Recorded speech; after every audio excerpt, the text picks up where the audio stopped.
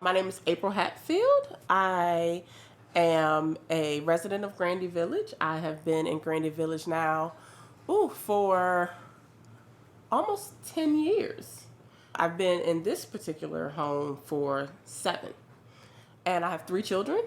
You know, everybody was really excited because they were like, ooh, you have central AC. And I was like, ooh, that's not like the norm.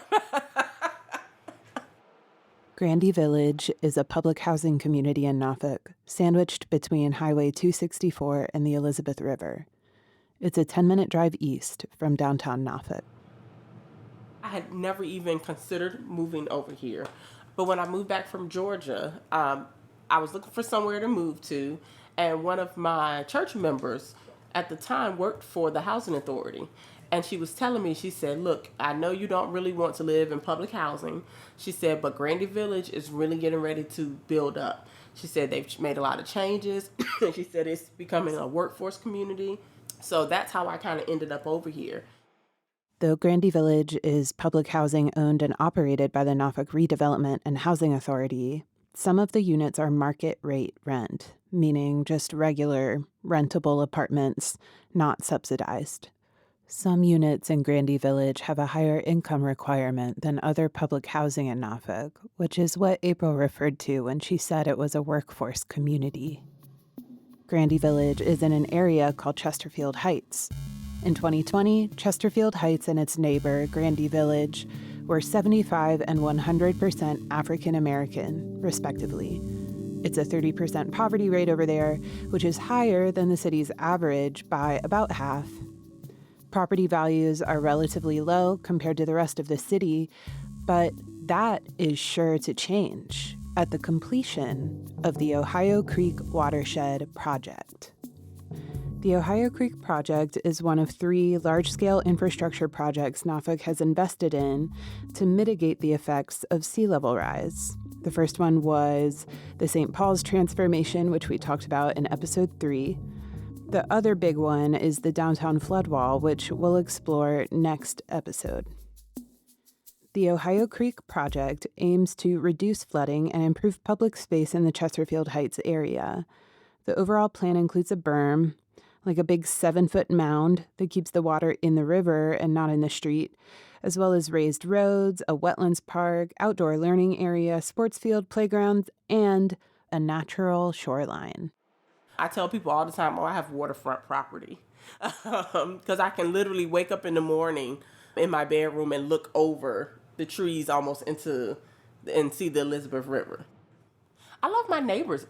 That's one of the things, a couple of the things that I really kind of like about being here. The park area that they're building. Now that I will say is very nice.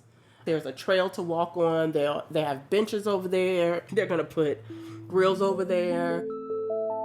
Champions of the project support it as an example of green infrastructure, reducing flooding without using tons and tons of concrete to support wetland ecosystems as well as human cohabitants. It also aims to connect the 3 neighborhoods to downtown with a waterside boardwalk. But the project may have some unintended consequences. It's been under construction for years, which has caused some trouble for residents of Grandy Village. Some residents, like April, are concerned that the increase in property value resulting from the project will lead to them being priced out. I don't know. I feel like there's going to be some requirements and some things are going to change that are going to boot some people out of here. And I think that's unfortunate. If residents breaking the rules, then that's one thing. But to change like the income requirements or something like that to get people out, I don't think that's okay. Norfolk kind of has a history of that, so. You're listening to Waiting Between Two Titans, a limited podcast series from the Repair Lab about sea level rise, housing, and the history of race in coastal Norfolk, Virginia. I'm Adrian Wood.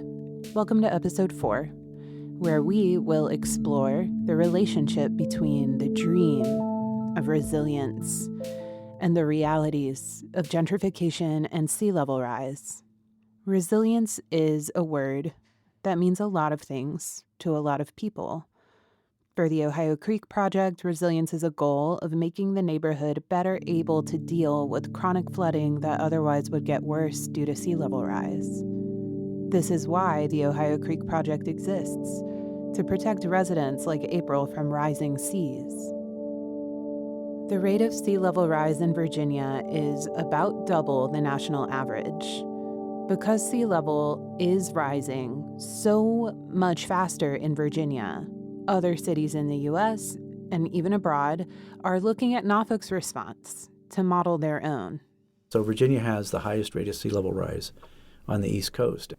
I'm Skip Stiles, Executive Director of Wetlands Watch, and we're a Norfolk-based environmental group that works statewide to conserve and protect wetlands. And since about 2007, we've been working on sea level rise. Skip is a conservationist and an advocate. He's shown up in Norfolk and Hampton Roads again and again and again over the past few decades on local and regional panels, committees, and boards for sea level rise response. Skip is also the kind of person who, in his free time, prints out flyers to stick on people's windshields to warn them to move their cars in advance of flood-risky days. I mean, this part, the southeastern part of Virginia, is so flat that you can get flooding from tides when you don't expect it. The water will literally come up out of the ground. Or you can get it from rain. We've had about a 20% increase in rainfall intensity in Virginia over the last 20 years. So you can get flooded from above, below, the side, whatever. Water comes from all sides in Norfolk. The Chesapeake Bay area, including the Hampton Roads and Great Dismal Swamp region, are special in that sea level rise is made worse by land subsidence. That's a geological way of saying the land is sinking. Subsidence also has to do with centuries of pumping groundwater to support urban settlements. Subsidence is a few millimeters a year, like between 1 and 3 millimeters a year, so it's minuscule, but it's compounding, meaning that it's expected that it will happen faster and faster over time. Because the land is sinking, it means that sea level rise happens a little bit faster than it would otherwise. And it's because of subsidence that Virginia is facing sea level rise impacts faster than anywhere else in the U.S. A 2021 report commissioned by Virginia state legislators predicts that Norfolk may see up to 7 feet of sea level rise between now and 2100. How tall are you? Not that tall. That prediction is based on a moderate estimate. A more extreme estimate would put sea level rise at 11 feet. That's higher than the first story of most buildings, completely underwater. The wetlands are not going to survive. The current estimate by the state is that we'll lose about 90% of our tidal wetlands by 2080. And what does that mean for no more people? Seafood. No more. The wetlands also protect us from storm surges. They basically buffer against the waves that come in, and they also treat pollutants. The pollution one is a real sleeper. The loss of that doesn't just mean polluted water. It means more greenhouse gases in the atmosphere, higher global temperatures, more melted ice in the Arctic, and yes, more sea level rise. So the wetlands that may protect Norfolk residents from sea level rise are also threatened by sea level rise. We have already seen the effects of sea level rise, and we will continue to see them, not just in increasing coastal flooding, but in more intense and unpredictable hurricanes, cyclones, monsoons, and even tornadoes along the coasts. Through Wetlands Watch, Skip worked on developing community-based resilience plans. So basically, we were talking to local governments. At that point, our shrill message was, you got to learn to adapt to sea level rise. One day we were sitting around and we had one of those palm to forehead moments where you go, wait a minute, what if the cities listen to us and actually adapt to sea level rise? There are no solutions on the table that we like. They're all involving pouring a bazillion cubic yards of concrete along the shoreline. There's not a whole lot of nature-based adaptation. In 2015, Wetlands Watch started working on a resilience design specifically for Chesterfield Heights and the surrounding area. We said, okay, we're going to floodproof this community, but here's the deal. You've got to preserve or expand the ecosystem services, the ecosystem services being the good things that the wetlands do and the natural open areas. So you can't just pave this place. We began early on trying to figure out how do we allow the shoreline to remain natural instead of blocked off by rocks or concrete. Wetlands Watch went in heavy on the community engagement, according to Skip, doing interviews and a community profile. They consulted with the Civic League, a council of neighborhood representatives. Residents wanted to be able to see the water from their house and go fishing, but didn't want to be at risk of having the water come into their living rooms. Wetlands Watch built those desires into their design. The design was adapted by the city, who submitted it to a national disaster resilience competition sponsored by the Federal Department of Housing and Urban Development, HUD. This design became the Ohio Creek Watershed Project, the same resilience project that affects Chesterfield Heights and Grandy Village that we introduced at the beginning of the episode. In 2017, when the grant was awarded by HUD, Skip and Wetlands Watch became much less involved in the project as it transitioned from dream to funding and construction reality. The city, the Norfolk Redevelopment and Housing Authority, and a few other nonprofits became the primary drivers. They led 9 community sessions in Chesterfield Heights in 2017 with the aim of involving residents in the project. The Ohio Creek Watershed Project really began as a dream of a flooding resiliency project that genuinely aimed to center impacted communities while protecting fragile wetland ecosystems. According to the City of Norfolk website, the project meets the city's 3-point resiliency strategy goals. 1. Design a coastal community able to deal with future flooding. 2. Create economic opportunity. 3. Connect communities, strengthen neighborhoods, and deconcentrate poverty. We talked a lot about that last one in episode 3. It's a strategy intended to build mixed-income neighborhoods, but instead it often disperses poor people and unravels communities. Those are the goals. On the ground, things look different. This is Grandy Village.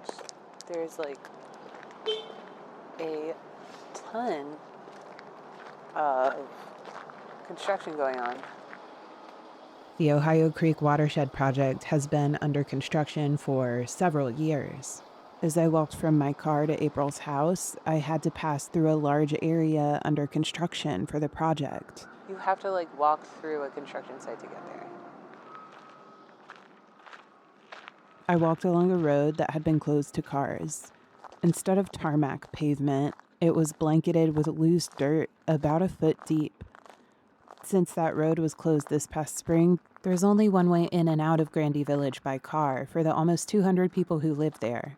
It's a narrow road, and it wasn't designed for two-way traffic.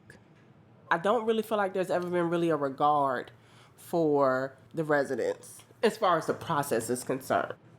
You know, there were some times where there was so much dirt caked up, especially after it would rain, to where people who were parked on the street could not get their cars out of the mud. It was kind of bad. Construction on the Ohio Creek project has created issues for the residents on a scale of kind of a hassle to life-threatening. I remember one day I was about 2 hours late for work because it was completely blocked off. No one could get out of the neighborhood because there was no other exit. And there was a wreck. There have been 2 different times where in the middle of the night, like 10 o'clock one night, and maybe the next time it had to be about midnight, where I had to park my car at the school at Chesterfield and walk through the path to get to my house because there was no other entrance into the neighborhood. It's not too far. It's probably about 4 or 5 minutes, which is not too bad, but in the dark. The path is not lit, and it's kind of like a dirt path that they just kind of created in the construction. Some of April's neighbors in Grandy Village were so disturbed by the dangerous traffic pattern they made time to give public comment at city council meetings. My name is Ashley Hobbes. I'm a resident of Grandy Village. I'm here this evening because ever since the Ohio Creek Project has started, Grandy turned into a one-way in, one-way out neighborhood. I live basically at the entrance of Grandy now. There has been 3 very, very bad car accidents right in front of my house. My daughter is deaf. She's legally blind, and she's disabled. I have to put her in and out my van. Cars come speeding past me. I almost got hit a few times trying to put her in the car. 4 of my neighbors' cars were all hit, and my daughter's nurse's car was totaled. When I report them, I requested for speed bumps to be put in Grandy. The city of Norfolk tells me that that's the NRHA's responsibility. NRHA tells me that it's a city of Norfolk responsibility because Kimball... NRHA, the Norfolk Redevelopment and Housing Authority, owns and operates Grandy Village. And the Ohio Creek Project clearly is far from being done. We don't know what's going on with the Ohio Creek Project. It's been a mess, and we don't get any information about it. The Ohio Creek Watershed Project wasn't always so aloof. When the city of Norfolk first received funding from HUD for the project in 2017, one of their first steps was community engagement and feedback sessions. But maybe they weren't as accessible as they could have been. What was your participation like in the planning process? 0 to none. They decided, and then we had a meeting so they could tell us, hey, this is what's happening. April and her neighbors are feeling the distance from decision-making that affects them. This distance deepens as the bureaucracies of city, housing authority, developer, and construction company grow. When they came in and they brought the company in that is responsible for the project and they were explaining it, it wasn't easy to understand. Mm-hmm. To me, they explained it as if they were talking to their colleagues, and not to a group of people who know nothing about flooding or architecture or any of that type, all of the technical terms and the schematics, and that doesn't do anything for us. Like, what is going to happen, for us or to us with this project? Ground was first broken for the project in January 2020. At that time, it was scheduled to be finished in fall 2022. Now that it's January 2023, it seems like the end date keeps getting moved further and further back.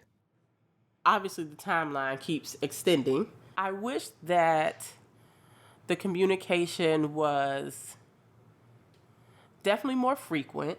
It would be nice if the same group of contractors who came in to give us this big grand explanation would come in every now and then and say, okay, this is what the progress is, or we're sorry about the delays or anything. Just something to admit that this is really taking longer than you guys imagined.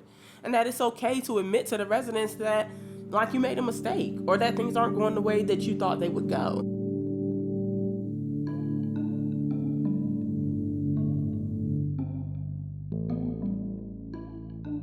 While it's a groundbreaking dream of a project for Norfolk, the reality of the Ohio Creek Project raises some important concerns about who it's for and who will benefit.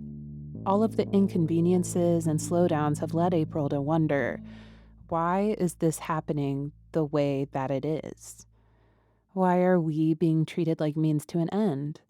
All that to say, what even is the end goal?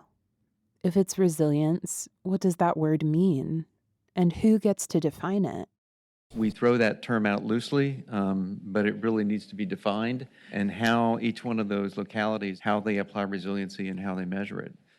This is from the Virginia Joint Subcommittee on Sea Level Rise, a group made up of state delegates and state senators that met a number of times in 2021 to produce some recommendations and publish a statewide climate resiliency master plan.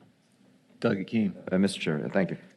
The definition of resiliency that you use in your proposed Title 15, where is that language from? That's been circulated through the engineering community, transportation organization, VDOT specifically. They have a definition of resiliency as well. I think coming up with a definition that I think everyone agrees on, I think is something that would be beneficial going forward. Have we not defined resiliency before? I just assumed we did. There's no overall definition of resilience. So, and then just final. They didn't define it yet. Resiliency remains an ambiguous, shape-shifting goal, but one still featured prominently in the city budget and the Vision 2100. It means different things in different places. For the Ohio Creek Project, definitely it means some degree of floodproofing. But the danger of aspiring to a dream so amorphous is that anyone can bend the word resilience to mean what they want it to mean and use it to shape reality to their own desires. The city of Norfolk and a handful of local and state groups and nonprofits collaborated on the Ohio Creek Project. All of them often point to it as an example of an equitable protection plan that centers a predominantly Black area, Chesterfield Heights and its neighboring Grandy Village. Ironically, though, the project also has the unintended consequence of making the area more gentrifiable. As the Chesterfield Heights area gets surrounded by more and more amenities, the park, the pier, the grills, the value of the land by square foot will increase. If you're a renter there, your rent will skyrocket. But if you're a homeowner, this seems good, right? This kind of question came up in a city council meeting before the project even broke ground in January 2018. I don't know whether the entire community is embracing this. I see the need for it, but... That city council member, Paul Riddick, now retired. So you said there have been 9 community meetings since the summer? Yes. That city council member, Andria McClellan. And I don't know the history like you do, Mr. Riddick, but it seems like this would be an improvement to their property values? Well, it's a little bit more deeper than that. Okay. And, I just wonder... Like Mr. Riddick said there, why it's a little more complicated than that. Because it was historically disinvested in, property values in this area are relatively low compared to the rest of the city. Increasing property values means making this area a future target of investment. It's similar to a process we observed happening across the river in Berkeley in episode 2.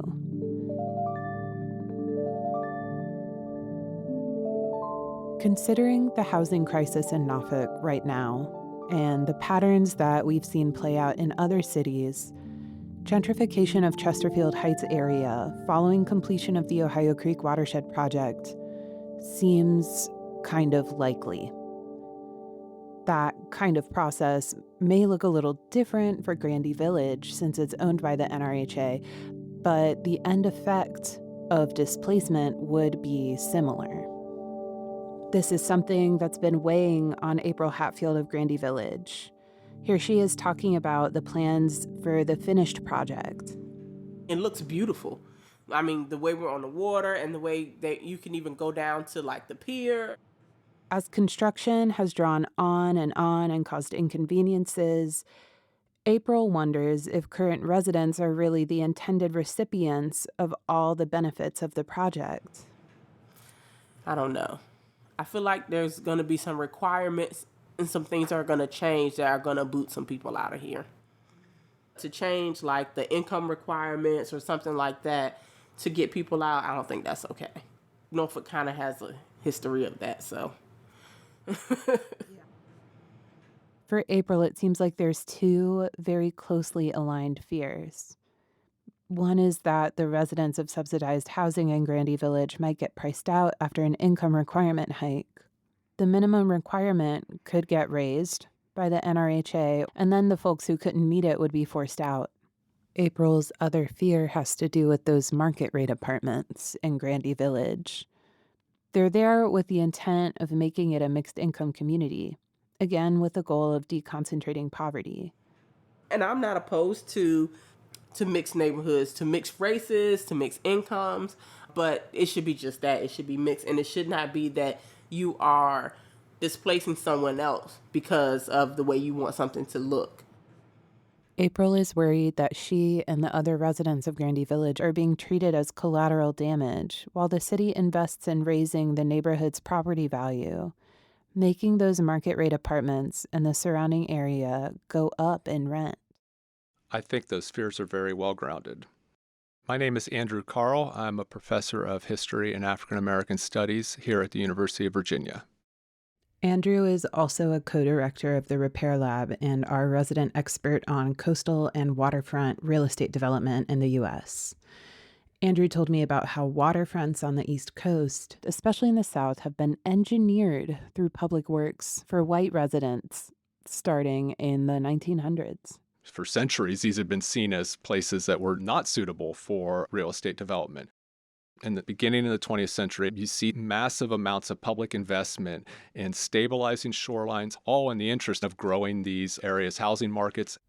Andrew helped me understand the relationship between private investment in the form of home ownership and public investment in the form of waterfront resilience projects.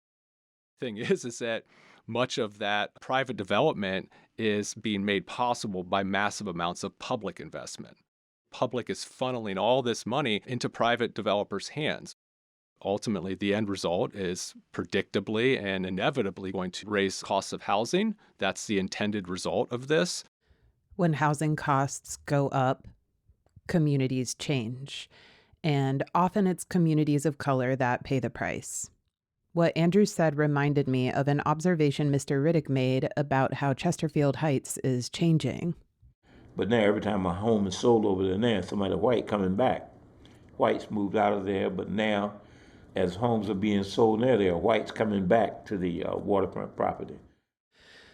It's remarkably similar to what Andrew was saying went down in the early 1900s, where public funding went to stabilizing beaches to build up waterfront property. In the same vein, publicly funded efforts like the Ohio Creek Watershed Project contribute to the resilience of the neighborhood, but that also makes it eligible for massive turnover on the housing market, as families who have been there for generations get priced out and higher bidders buy their way in. I see it changing. You know, it used to be all white. It used to be all white. And with our light rail, we have a stop that's 3 or 4 blocks from Grandy Village. The light rail is public transportation that connects Norfolk to Virginia Beach. One day, I see a lot of the people that live in Virginia Beach tired of getting in that traffic, and they're going to start. You have some housing in Grandy Village that has market rent.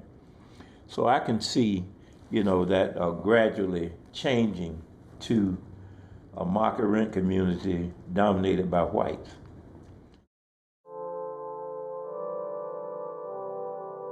Now that Black people have a claim to desirable waterfront real estate, it is threatened to be torn away by market forces and real estate speculation. If I'm honest, I am a little bit worried that once they get this the way they want it. Here, April is talking about the city and the NRHA. That a lot of the residents are not going to be able to live over here anymore. I feel like there's going to be some type of buffoonery that they're going to come up with that is going to almost resemble the St. Paul's Quadrant, only there's nothing to rebuild because these are brand new. But I think they're going to probably change some of the requirements to live out here. That is going to probably force a lot of the residents out in an effort to change this neighborhood to what they want it to look like. Considering the ground we've covered in the past 3 episodes, from the debacle of redlining to the removal of Black residents from the St. Paul's area through redevelopment, April's fears are rooted in Norfolk's historical reality. Cities all over the country have been shaped in similar ways to prioritize real estate investment over people. For example, it's a similar story with Miami's Little Haiti neighborhood, a high-elevation area that's been rapidly gentrified as wealthy white residents seek higher ground. Or in New Orleans, where the city used the disaster of Hurricane Katrina to shut down public housing that wasn't even damaged by the storm. Climate gentrification patterns like this can be disrupted, but the best solutions will always come from the communities who are most affected. In episode 5, we'll focus on one proposed solution to the problems we've investigated over the past 4 episodes. It's a proposal that could intervene in inequitable market forces to make housing more accessible and sustainable to Norfolk's residents of color. Well, it started as a wonder. I just wondered, how does climate change, and specifically in Norfolk, flooding, how that intersects with our current housing crisis? The tenant base that I work with are economically transitioning folks. The program here that's actually working, that we can actually get into some homes, man, that would be fantastic. Follow us on Twitter at The Repair Lab, or find us online at twotitans.org, twotitans.org. This episode was written, recorded, produced, edited, mixed, mastered, and hosted by me, Adrian Wood. Show art by Adrian Wood. Story editing by Kelly Jones. Music by Sugarlift. Consultation and visioning with 2022 practitioner in residence, Kim Sudderth. The Repair Lab is part of the Kahrl Institute of Democracy at the University of Virginia. Transcriptions of this and all episodes are available on our website at twotitans.org. Thanks for listening.